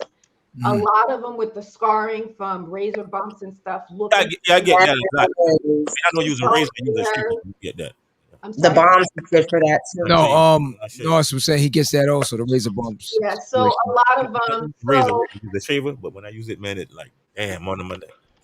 There's a brand called Butter Skin. It's a he used to be, I think he used to be an actor or an actor from Texas, black guy. I heard of that company before. Yeah, he started this brand because he was having issues. Again, he would go to photo shoots and they didn't have anything for him. And so him trying to figure out things to work for his skin, his complexion, he then turned to starting his brand. But his brand is unisex. So it may not say, oh, for black men per se, but it is, that's how, basically that's how everybody starts. How do you have passion for something, right? You happen to you and you're like, oh, I got to figure out this solution. And you're just, you start hustling for it because that's your thing, you know? Right. Callie got a question. All right. We got a question from one of our family out in Cali. Callie, she's asking, hi, this is Callie. Congratulations to everyone. Hey, my eyes is killing me right now. Everyone. You want me to read it? Yeah, just somebody, because I'm squinting right now. Okay. Hi, this is Callie. Congratulations to everyone for their initiatives. I do have a question for Jane. Is it Jane? Janai. Okay, Janai. We've had some infomercial products that seemed great, but then people ended up bald. What impact does it have on the manufacturer, if any? A lot. Well, I wouldn't say that's the manufacturer, so it all depends, right? So I'm going to, well, I don't want to use anybody on the stage, but let's say the person, whoever is the person that started that brand, right? They went to the manufacturer and said, hey, I want something that's going to help my hair grow. This is the issue. I wanted to have this in it. I wanted to have that. They could have started that way, or they could have said, hey, I like, I don't know. What is something I don't know. Maybe shea butter. Shea butter. Yeah. No, well, not necessarily shea. Some brands moisturizer that really works for me. I want something like this. Right. Can you make it with a little bit more of this or whatever? So really, it's not on the manufacturer. It's on the brand owner who basically said, this is what I want you to formulate for me. Unless the other thing could be if it's private label. So private label is a manufacturer who basically has their own formulas, and they say, okay, you come put your label on it. Put your label, okay. You put your label on it. But usually those private labels, they would have done their clinical sometimes on it. They would have done their, their research. They have data, the stability test. They have data to back that up. So I don't know. I would ask, what percentage of people were bald? How many people were bald? That's serious. Follow the instructions. Ooh, I want to take that chance. I can't really answer that question. I don't have enough information, but I would say, they follow the instructions. What percentage of people went bald? What in particular was the product? Was it for hair growing? I don't know. So not enough information to answer, but those are little nuggets, I would say, some guidance to go figure out why that could be. But it wouldn't be on a manufacturer, that's for sure. I wouldn't. So, Janae, I do have a question. This is the last time I'm gonna bother you. So wait. As long as you don't ask me about the vaccine, good.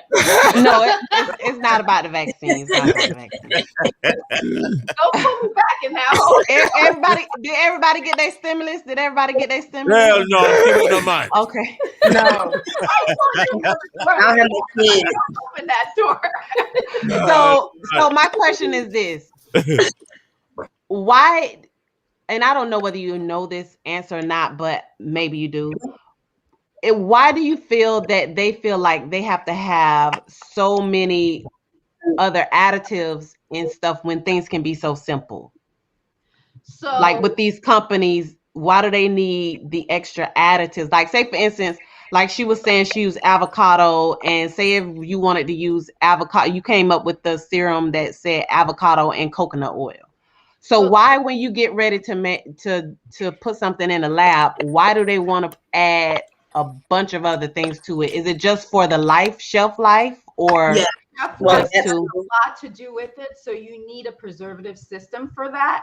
So when you do stability tests, you have to test it for X amount of time. Because think about it, right? So for you, when you're making your product, you're going to put it on in the next month or so. So you're good, right? But when it comes out the manufacturer, there's like lead time that you have to have, right? It could take 3 to 6 months to get a raw material in. When that raw material comes in, then it has to make it to a planning system. It could be sitting there for another like month or two before it gets to be made. Then when you finally make it, then it's like, okay, we make it. The customer says, yeah, we need it, 3 months from now. So it could be a whole year before you, the customer, actually get to use it. So you have to is it beneficial? Is it really beneficial to lose the potency of something versus having the potency there to use it when it's vibrant? Say for instance, if it's green if you did it yourself, it's green, but then if you waited 30 days later, then you might get something that's black. A lot of it has to do with what kind of claim you're making on the label. So what claim are you making on the product, right? So are you saying, it's all on the claim? That determines what kind of preservative system you want in there, right? Because anything that says all natural is really not all natural. Let's keep it real. Right, absolutely. It's not all natural. But there are preservative systems that are less sensitive than others. So, some people come in and they're like, oh, I want this, and this, and then I want it all clean. It's like, you can't get all that. You can't get this, and you just can't. It just doesn't work that way. It's not. So Brittany, do you do 3 ingredients? Do you agree? Do you agree with that, Brittany? As far as like the potency of, since you did a lot of stuff on your own, do you agree with the potency of what you're actually getting versus the preservation? I don't know about the point. I don't think it changes the potency of it, so to speak. The only thing I guess that would not be natural that I do put in my products is a preservative that is already made. It's like an actual solution. Because vitamin E is not like is not a natural preservative. People think that putting vitamin E in something is going to make it last long, but it's not. My rose water and my avocado hair mask, I had to discontinue my avocado hair mask because I didn't have a way on how to make it to where it would not melt during the shipping process, because you have to keep it in the freezer. So one of my friends got with me to make it more like into a cream, but it has to be where it's not going to spoil or stink or go bad. Because if you ever notice avocado, when it dries up, it's like dark. It's black. Right. So I didn't want that to happen, and I had to end up refunding one lady her stuff because it melted when it got to her in Arizona. And the bottle broke. It was like leaking all in the mail. Like, it was just bad. So I just ended up, refunding her back her money. But it still works. It's just I have to figure out how to make it to where it can preserve. So do you think that there could be another use for it once it's black? Yeah, you can always just it's a lady. She makes she makes hair butter, and she claims her stuff is all natural. She says she doesn't use any preservatives, which I don't understand how but I don't know. But she's like in a bit, she's like a growing business, and she's pretty up there with almost like with Canvas Beauty Brands and the rest of them. And she's just saying that all her stuff is made fresh, and she literally sends it off to you with ice packs in a box, Oh. so that it Or stays fresh. vacuum sealed probably too. That Yeah, doesn't work. she uses like a the silver thing, that the thermal Yeah. Yeah. eggs. Keep it the Folding. same temperature. Right, but she has like 5 big refrigerators in her lab, and that's all like filled with the products. And I'm just like, so can this be something that she can put on like a shelf in Walmart where people can pick up and buy? Doubt it. That's the thing. No. You wouldn't be able. But then Or she's, if it's black, maybe she can make something that has the black color or but then texture. Yeah, but then but then she says that there's no expiration needed after you get it. So I don't know. But that's the thing reality John of was it is- saying. The reality of it is, if Brittany were to come to go to any, not just me, any manufacturer, Yeah. had to reformulate. Have to. They Because have to reformulate it for That's it. scalability. At Yeah. the end of the day. As you I mean, said just earlier. just think of it on a common sense base, okay? If you're trying to go to the masses, right? You're not even counting in delivery. You're not even counting from plant to warehouse, from warehouse to store, from store to customer's shelf. Yeah. That it's going to take a while before he decided to put it on his bed. All these different things. So I doubt that very much. How long The And people process, products in the bathroom and water can get in it. the process entails a chemist has to basically reformulate it, and they have to reformulate it to, I guess, to the point that the process engineer can scale it up. It's one thing that the chemist can do it on their bench, use the right preservative system, but is it still scalable? Because if we can't make it 10,000 gallons of it, It's just right. it's not going to work. Yeah. So Yeah. it has to go back. So there are different factors. So you have your chemist, you have your process engineer, you have a packaging guy. You need all those elements to really make sure that by the time the consumer receives your product, that it is what you say it is. It looks and performs the way that it said it is. And what happened to you? I'll be just like, my avocado is gonna be black by the time you get it, and that's just what it is. Just use it like that. No, Like, I'm trying to store it up and put it back in their refrigerator, in their freezer, but I'll try to get them to, keep it in their freezer. But the thing is, a lot of times we'll go in the bathroom, put stuff in our hair, and we leave it right there on the sink. So I'm trying to figure out a way to where people are not, somebody might forget. I can't really trust people to not stick their wet hands in a body butter or something, and that is not going to grow mold in it. So, And the other thing is, speaking of added ingredients, scaled up. Once it's scaled up, you fill it. Then you have to think, now whatever you made has to be compatible with the packaging that you're using, right? Right. So, is it compatible? I mean, we do that with food. It's not just, not just cosmetic, it's food too. You have to make sure it's compatible, it's sustainable, and it passes ship and drop, right? They have to do a ship drop test so that when it gets to the customer, that it's intact. So all of that, there's so many factors. It's all about supply chain and all pieces. That's why sometimes when they say it's going to be late, it's because something happened during that process. So to sum everything up right now, it's a lot of good information. I got a lot of damn questions. A lot of good information. Got to come back. So what I'm gonna do, we're gonna do a part 2. I'm gonna bring a dermatologist. I got a whole lot of men. I gotta bring a dermatologist, and I'm gonna try to make sure that Aaliyah don't put him in the black hole. I'm gonna put the dermatologist with barbed wires around him. So, I'm asking some tough questions. I'm gonna have, if I could get 2, I'll try to balance it out by having a male and a female if I can get it. So now, John, I'm gonna try and see if I can get my dermatologist to speak with you because Verna, she's excellent, Black dermatologist. Excellent. Let's make it happen. Let's make it happen because again, tonight was a beautiful situation. Not only for the fact that it's the end of March and it's us paying homage to female for just the history of females and what they contributed.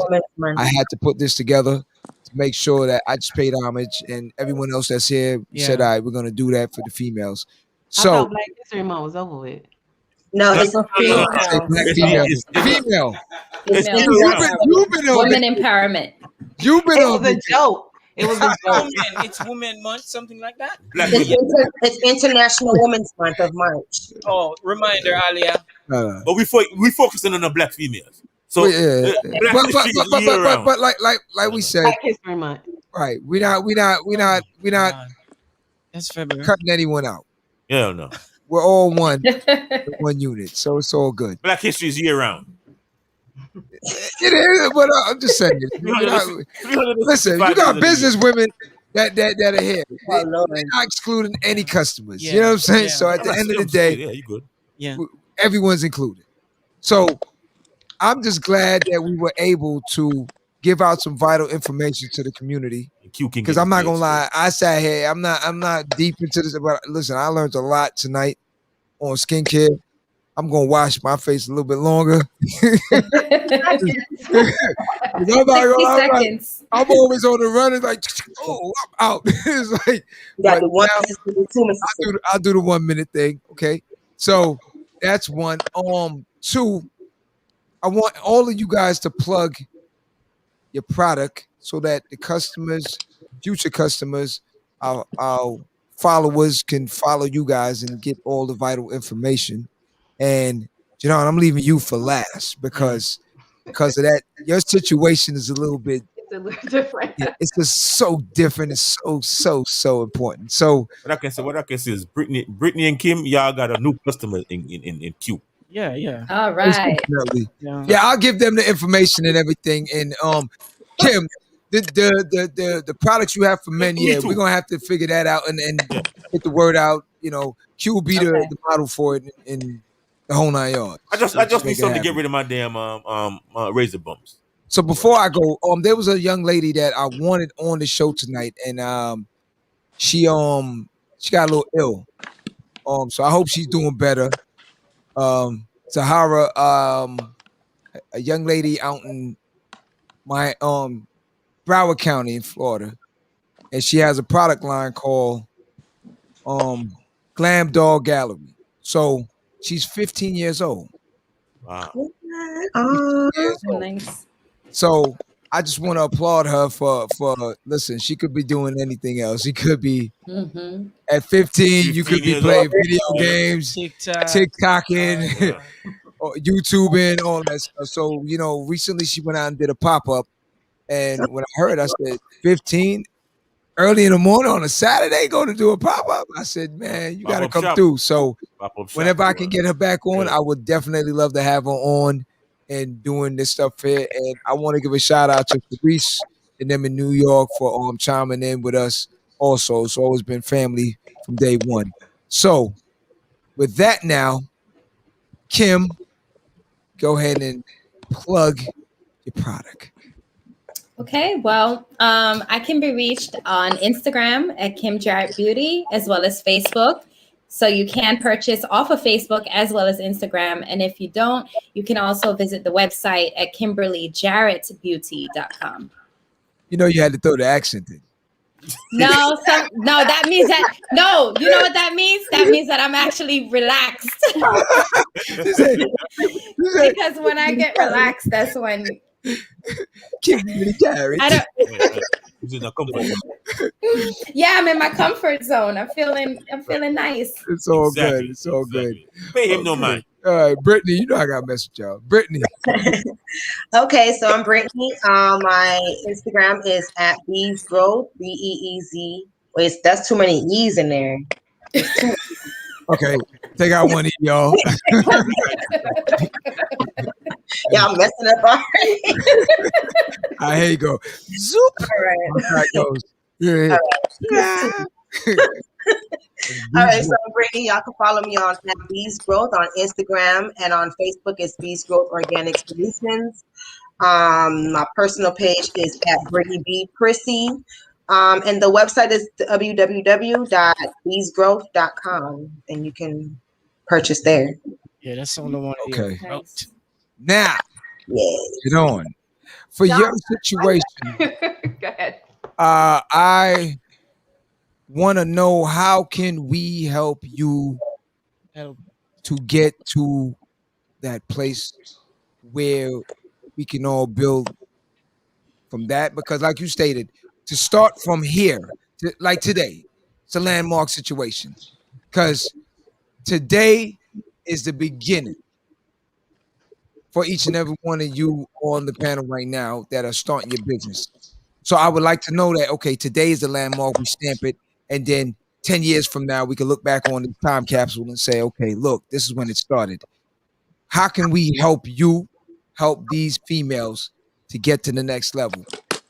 What your future plan is? Well, first, let me just say thanks for having me on this platform. This was nice spending Friday. I didn't think Friday night could be this nice on the internet.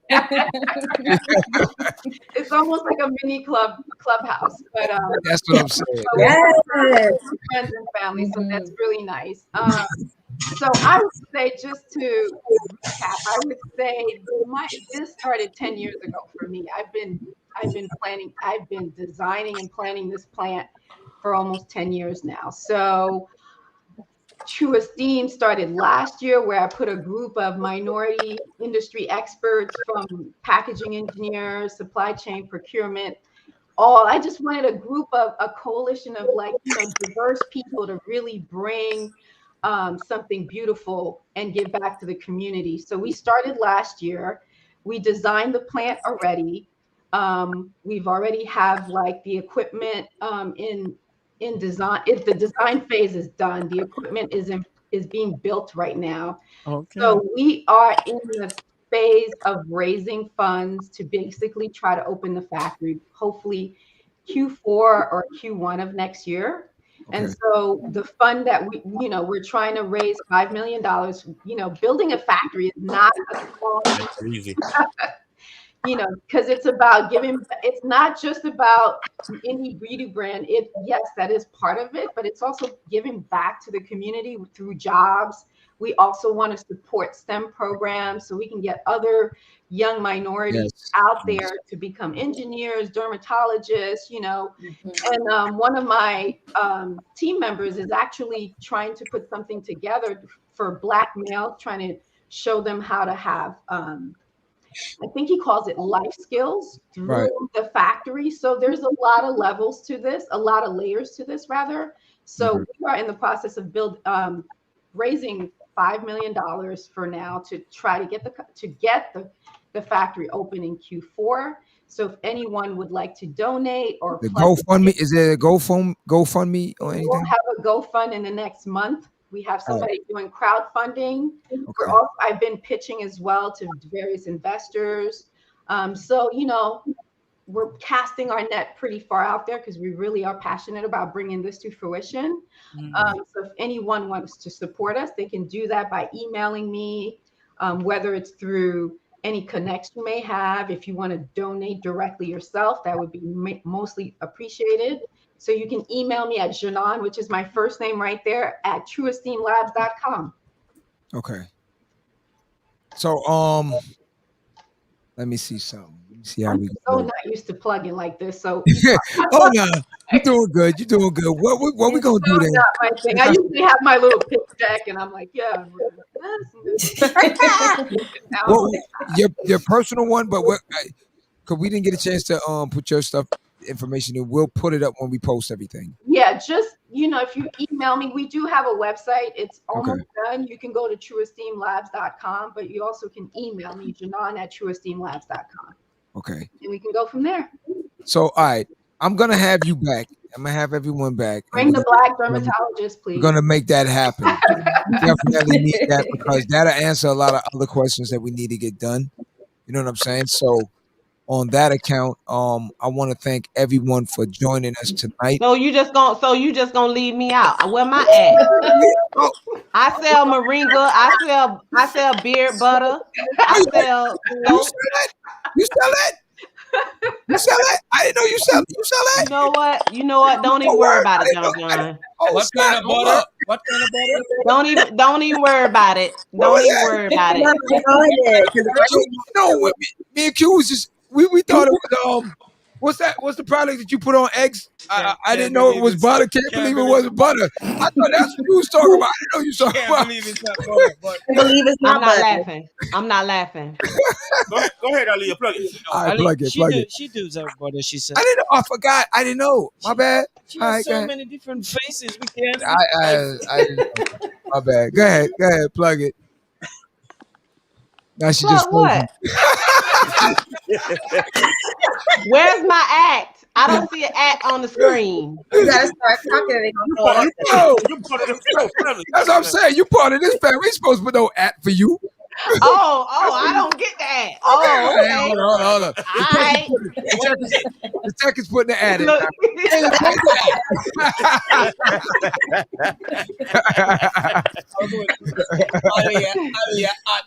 Beer butter. She ain't laughing. Welcome back, baby. Welcome back. Do you miss us? Yes, you do. Nope. I miss everybody except you. Oh man, go ahead. That's cool. That's cool. See what we got to do here all the time. But listen, I want to thank you all. I'm glad that we were able to connect the dots. I'm super glad that we were able to connect the dots. New York to Miami, Miami to New York is all the same. We're all in the same neighborhoods. It's all good. You know, so I just want to see everyone flourish.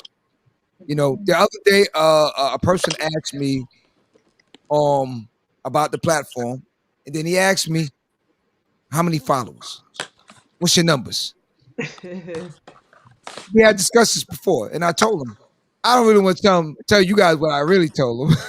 But if you know me, you know what I told him. So I said, listen, I don't care about numbers. You understand me?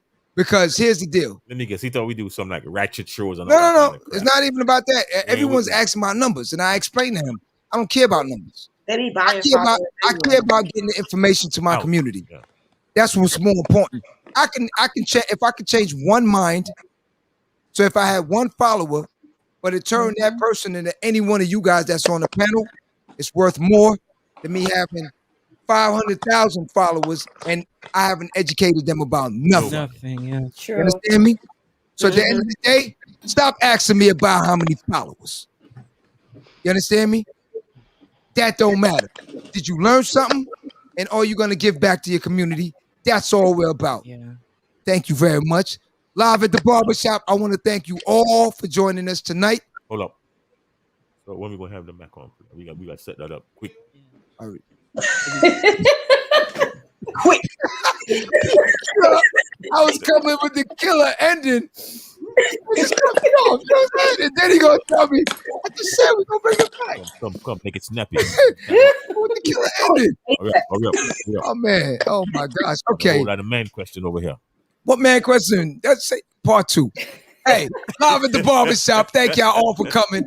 Make sure you go and support. John, we're gonna get that GoFundMe. Definitely. 100%. You know, and I tell y'all all when I leave. You better plug Aaliyah next time. Yeah, I'm gonna plug Aaliyah. You know that. And what I tell y'all all the time, listen, next time. You can check us out all the time on all the platforms, please. YouTube, Facebook, Anchor, Spotify, iTunes, and of course, iHeartRadio. And I want to thank y'all all for always tuning in and supporting. And remember, it's not about the numbers. Beautiful black lady. It's about educating yourself and giving back to your community. That's all that matters. You heard? Yeah. Listen, I want y'all to go out in the world and be somebody. You know how it works. Hey, make sure you get that information. Kim and yeah, man, we got it. Yeah. John's family. He.